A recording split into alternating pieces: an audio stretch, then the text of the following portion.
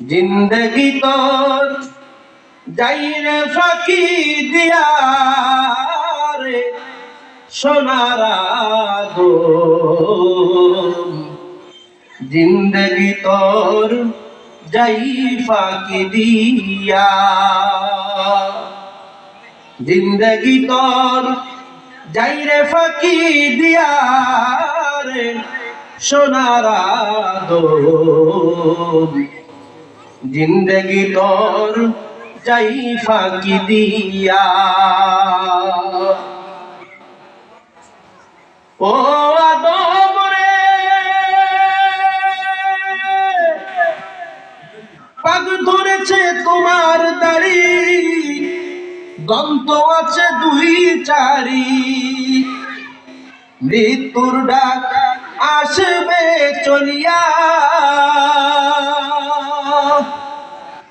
ও আদম রে পাগ ধরেছে তোমার দাড়ি, দন্ত আছে দুই চারি, সমনের ডাক আসিবে চলিয়া রে সোনার আদম। জিন্দগি তোর যাই ফাঁকি দিয়া, জিন্দগি তোর যাই রে ফাঁকি দিয়া রে সোনার আদম। জিন্দগি তোর যাই ফাঁকি দিয়া। আমি আপনাদের সামনে যেই আয়াতে যে তেলাওয়াত করলাম, ইয়া আইয়ুহাল ইনসান মা গররাকা বিরাব্বিকাল কারীম, সূরা ইনফিতারের 5 নম্বর আয়াত। এই আয়াতের তাৎপর্য আপনারা বুঝতে পারবেন।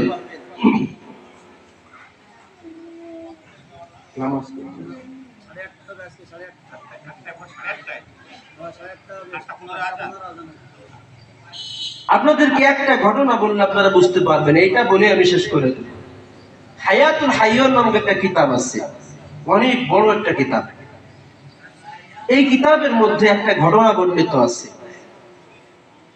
বর্তমানে যারা যুগের সাথে তাল মিলিয়ে চলে এরা বুঝতে পারবে, বর্তমানে ব্লগার আছে যারা এই মোবাইল নিয়ে বিভিন্ন এলাকার ব্লগ করে বেড়ায়, বিভিন্ন কিছু লাইভ করে বেড়ায়, ভিডিও ছাড়ে, ব্লগার আছে, ব্লগ করে। তো ওই জামানায় একজন যুবক, সে বিভিন্ন পায়ে হেঁটে হেঁটে বিভিন্ন এলাকা সফর করত, আর বিভিন্ন দৃষ্টিনন্দন কিছু দেখলে সেগুলো নিজের মেমোরির মধ্যে নিয়ে নিত। ওই সময় মোবাইলও ছিল না, সিম কার্ড মেমোরি কার্ডও ছিল না, ক্যামেরাও ছিল না, নিজের মেমোরির মধ্যে নিয়ে নিত আর কিছু লিখে রাখত। তো চলতে চলতে ওই যুবক একটা বড় প্রাসাদের কাছে পৌঁছালো। চারিদিকে ঘুরে ঘুরে দেখে যে খুব সুন্দর একটা প্রাসাদ। এক জায়গায় দেখে যে পাথরের উপরে শিলালিপি করে লেখা, এই বিল্ডিং সম্পর্কে যদি জানতে চাও অমুক গ্রামে যাও। একটা গ্রামের কথা বলে দিয়েছে। এখন ওই যুবক খুশি মনে ওই গ্রামের দিকে রওনা। ওই গ্রামে ঘুরে তার বয়সী যারা আছে যুবক ভাই বলে, বন্ধু বলে ডাক দিয়ে জিজ্ঞেস করে, ভাই ওই বিল্ডিংটা সম্পর্কে তোমরা কিছু জানো? বলে যে আমরা জন্মের পর থেকে বিল্ডিং ওই রকমই দেখতেছি, কিছু জানি না। এরকম ভাবে 40 জনের কাছে জিজ্ঞেস করছে, কেউ ভালো কিছু বলতে পারে না। এক পর্যায়ে মনে মনে বলে, মানুষ মিথ্যা কথা বলে তো বলে, এরকম পাথরের উপরে খোদাই করে মিথ্যে কথা লিখে রাখে। এসব বলতে বলতে বিড়বিড় করে হাইটে আসতেছে, দেখে একজন মুরব্বী, বয়সের ভারে মাথা 3টা হয়ে গেছে। আপনারা মনে হয় কথাটা বোঝেন নেই। বয়সের ভারে মাথা কয়টা হয়েছে? 3টা। এখন এরকম খুব কম দেখা যায়। হ্যাঁ, এই যে অধিক বয়সী কিছু মুরব্বীরা 2 পা উঁচু করে বসলে মাথা 2 হাঁটু মিলে মাথা 3 মাথা দেখা যায়। বর্তমানে তো ডিজিটাল যুগে ডিজিটাল বউ মোটরসাইকেলটা এনে রাইখে বাসার সামনে বেগমকে বলে, বিবি 1 গ্লাস পানি দাও। পানি আনতে আনতে ডিজিটাল পদ্ধতিতে আজরাইল সব মেরে নিয়ে চলে যায়।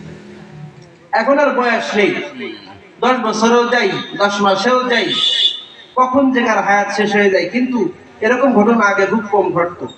আগে মানুষ বৃদ্ধ হয়ে যেত, মৃত্যু শয্যায় শায়িত থাকতো, কেউ গালে পানি দিত, কেউ দুধ দিত, কেউ মধু দিত, মাপ চাইতো, এই মরে যাবে যাবে, তারপরও টানে টেনে 2 ঘন্টা থাকতো। এখন কিন্তু এরকম পাওয়া যায় না। এগুলা কিন্তু ভালো। হঠাৎ মৃত্যু ভালো না। এই চলতেছি, অ্যাক্সিডেন্ট করে মারা গেলাম, হঠাৎ স্ট্রোক করে মারা গেলাম, এগুলা ভালো না। আমাদের নবী আল্লাহ তাআলার কাছে হঠাৎ মৃত্যু থেকে পানা চাইতো। কারণ বয়স হয়ে গেলে বা কিছুদিন ভুগে মরলে মানুষদের মাফ চেয়ে যাওয়া যায়। হঠাৎ মৃত্যু হলে কে কয় টাকা পাবে তাও ঠিক ঠিকানা থাকে না। কার সাথে কি জুলুম করেছি, ক্ষমা পাইছি কি পাইছি না, তার কোনো ঠিক ঠিকানা থাকে না। তো ওইরকম একজন 3 মাথা আলা মুরব্বী, যার বয়স অনেক বেশি, 100-র উপরে, ওই মুরব্বী ডাকতেছে, ভাই এদিকে আসো। কি হয়েছে? বিড়বিড় করতে করতে কই যাও? আর দাদা আর বললেন না, এই এলাকায় আইছিলাম একটা বিল্ডিং দেখতে, তো বিল্ডিং দেখলাম তার যে ইতিহাস সেটা এই গ্রামে বলে পাওয়া যায়। 40 জনকে জিজ্ঞেস করলাম, কেউ বলতে পারলো না। মিথ্যা কথা মানুষ বলে, পাথরের পরে লিখে রেখে মিথ্যা কথা বলে। বলে যে কার কাছে জিজ্ঞেস করছো? কেন? আমার মতো বয়সী যুবক যারা, তাদের কাছে জিজ্ঞেস করছে। ওই তাদের কাছে জিজ্ঞেস করে কি বলবা? ওই ঘটনা তো আমি শুনছি আমার দাদার কাছে।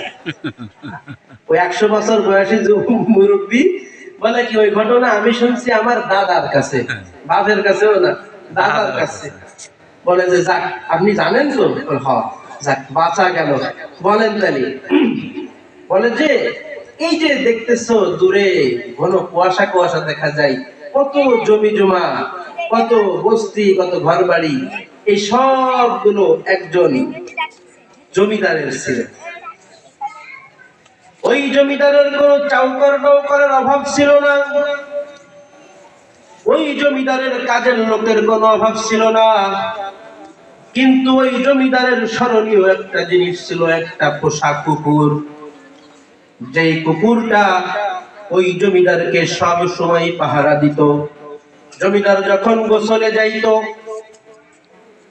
দারোয়ানের মতো গোসলের ঘরের বাহিরে দাঁড়ায় থাকতো, কাপড় পাহারা দিত। জমিদার যখন ঘুমায়া যাইতো, তখন ওই কুকুর জমিদারকে পাহারা দিত, নাইট গার্ডের ডিউটি পালন করত। ওই জমিদারের এমন প্রিয় মহব্বতের এই কুকুরটা ছিল। একদিনকার ঘটনা, জমিদারের একটা ভিআইপি মহলে দাওয়াত পড়েছে, মিটিং এর দাওয়াত। তখন কুকুর তো আর সাথে নিয়ে যাওয়া যায় না, বাকি সব জায়গায় কুকুর জমিদারের সাথেই থাকে।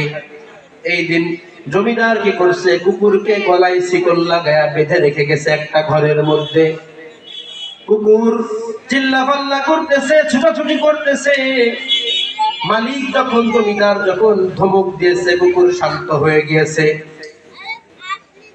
এমত অবস্থায় জমিদার রাধুনিকে ডেকে বলে গেছে, শোনো, আমি বাহিরের কোনো খাবার খাই না, যদিও আমি বাহিরে দাওয়াতে যাচ্ছি, মিটিং করে চলে আসব, আমার জন্য দুধ দিয়ে আর পোলাওর চাউল দিয়ে পায়েস প্রকৃতির কিছু খানা তৈরি করে রাখবা, আমি এসে সেইগুলা খাবো।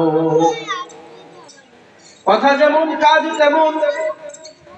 রাধুনি পায়েস রান্না করে, এখন তো ফ্রিজ আছে, মিক্সেপ আছে, কিছুদিন আগেও ছোটকালেও আমি দেখছি ঘরের ডাবের সাথে সিকা ঝুলাইনো থাকতো, দড়ি দিয়ে বানানো সিকা। আমাদের এদিকে বাংলায় বলে সিয়ে। হ্যাঁ, ওই সিয়ের মধ্যে রেখে গেছে। এমন একটা ঘটনা, তখন ওই কুকুর আর ওই রুমের মধ্যে বুবা কালো কাজের মেয়ে ছিল। এই 2 জন রুমের মধ্যে যখন রয়েছে, তাকায় দেখে একটা উড়ন্ত কালো বিষাদার সাপ উড়ে এসে ওই খাবারের মধ্যে মুখ দিল, বিষ ঢেলে আবার উড়ে চলে গেল। ওই কাজের মেয়ে রুমের মধ্যেই রয়েছে, ওখান থেকে সরে না। যখন নাকি মিটিং কনফারেন্স শেষ করে জমিদার আবার রাজমহলে ফিরে আসলো, এসে যখন খানা সামনে নিয়ে হাত দিবে, এমন সময় কালো কাজের মেয়ে ডেকে ডেকে কি যেন ইশারাই বলতে চাই, কিন্তু বড় লোকের স্বভাব হলো কাজের মেয়ে যারা, কাজের লোকদের কথা গুরুত্ব দেওয়ার কোনো সময় নাই। কথা ঠিক না? তাকে দূরে সরাই দিল ধমক দিয়ে। কিন্তু কুকুর তো বড় মহব্বত করে, কুকুর কখনো চাই না এই বিষাক্ত জিনিস খেয়ে আমার মালিকের মৃত্যু হয়ে যাক। কুকুর কি করছে? ছোটাছুটি করতেছে, টানাটানি করতেছে। মালিক যখন নাকি ওই পাত্রের মধ্যে হাত দিবে, এমত অবস্থায় কুকুর কল্লা সে যায় অবস্থা, পিছনের পাও দিয়ে ঢলকানি দিয়ে কাপড় ওই পেয়ালার মধ্য থেকে একটু খাবার ফেলায়া দেয়। মালিকের চরম রাগ হয়ে যায়। মালিক সাথে সাথে কুকুরকে কঠিন আকারে প্রহার করে। একটা পর্যায়ে রাগ কমে গেলে চিন্তা করে যে এই খাবার তো কুকুর পা দিয়েছে, খাবার খাওয়া যাবে না, কুকুরের গলা থেকে তোমরা শিকল খুলে দাও। এই শিকল খুলে দেওয়ার সাথে সাথে কুকুর এসে ওই খাবারের মধ্যে মুখ দিয়ে পরিপূর্ণ খাবার খেয়ে ফেলে।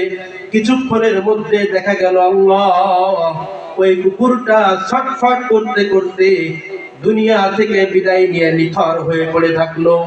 এই ঘটনা যখন ঘটলো, সাথে সাথে ওই জমিদারের ভিতরে কাজ হলো। কাজের মেয়ে কি যেন আমাকে বলতে চাচ্ছিল, কাজের মেয়েকে ডাক দিয়ে আনলো। বলে যে বলো তুমি কি বলতে চাও।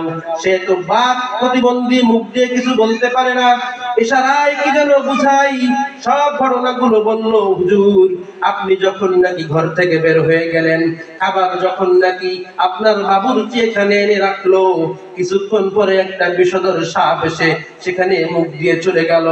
আপনার কুকুর আপনাকে এটাই বুঝাইতে যাচ্ছিল, মালিক আপনি যদি এই খাবার খান আপনাকে বাঁচাইতে পারবো না। আপনি আমাকে এত মহাব্বত করেন, আমি আপনাকে এত মহাব্বত করি, আমি এই খাবার আপনাকে খাইতে দিতে পারবো না। যার কারণে এই খাবার সে পা দিয়ে ঢলকানি দিয়ে ফেলে দিল।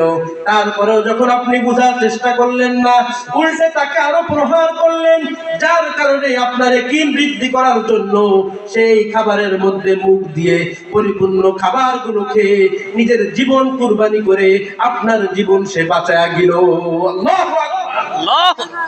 ও দুনিয়ার মানুষেরা, কুকুরের ইতিহাস থেকে বোঝো, রব্বুল আলামিন তোমার আমার জন্য এত কিছু করে দিয়েছে। রব্বুল আলামিন কখনো বলে নাই আমার জন্য তোমরা জীবন দিয়ে দাও, এই কথা কখনো বলে নাই। আপনার আমার রবের জীবন বাঁচাইতে কখনো জীবন দেওয়া লাগবে না। রব আপনার আমার জন্য এত আরামের ব্যবস্থা করেছে, সুন্দর খানার ব্যবস্থা, সুন্দর থাকার ব্যবস্থা। ইয়া আইয়ুহাল ইনসান মা গাররাকা বিরাব্বিকাল কারীম। যে ওই কুকুর তার মালিককে বাঁচানোর জন্য জীবন দিয়েছে, আমাকে বাঁচানোর জন্য তোমার জীবন দেওয়া লাগবে না। তোমাকে দেখাশোনা করার জন্য আমি আল্লাহ তাআলা কিছু খাইও না, পানও করি না, আমার কোনো ঘুমও নাই, তন্দ্রাও নাই, নিদ্রাও নাই। লা তাখুযুহু সিনাতু ওয়ালা নাওম।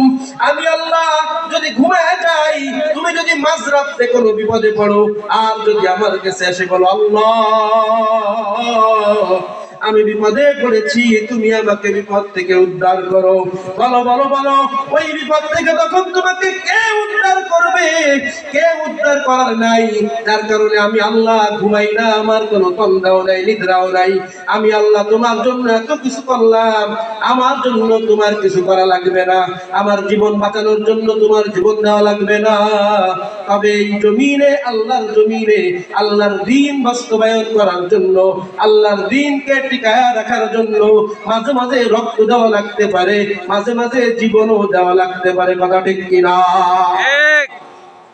মুহতারাম হাজিরিন, খেয়াল করবেন, এই ঘটনা যখন ঘটলো, কুকুরটা ডাইরেক্ট মারা গেল।